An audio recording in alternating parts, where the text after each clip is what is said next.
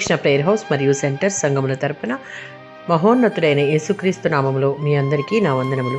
ఈరోజు దేవుని వాగ్దానం ద్వితీయోపదేశకాండం 33వ అధ్యాయం 27వ వచనం. శాశ్వతుడైన దేవుడు నీకు నివాస స్థలము. మానవ చరిత్రలో దేవుడు ఇప్పుడు ఎప్పుడు శాశ్వత కాలం ఉన్నవాడు. ఆయన ఇశ్రాయేలుకు భద్రతను క్షేమాభివృద్ధిని ఇచ్చే దేవుడు. 90వ సంకీర్తన 1వ చరణం.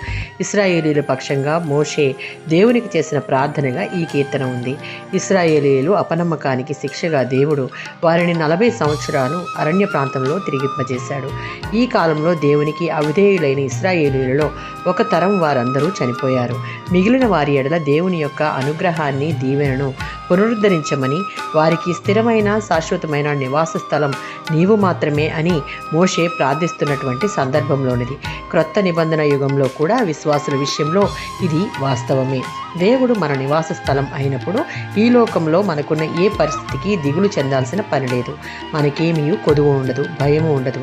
శాశ్వతుడైన దేవుడు మహిమను విడిచి పరిమితుడైన మానవుని ప్రేమించి మనలో నివాసము చేయుటకు ఇష్టపడ్డాడు. కనుక ఆయన చేతి పని అయిన మనం ఇశ్రాయేలీయుల వలె కాక నిత్యము ఆయనకు లోబడి ఆయన ఆజ్ఞలకు కట్టుబడి ఉంటే ఆయన నిత్యమైన నివాస స్థలంగా మనకుంటాడు.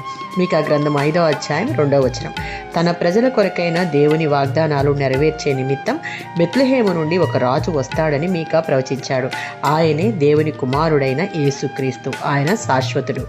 ఉత్పత్తి ఆరంభం అంటూ అతనికేమీ లేవు. ఆమేన్.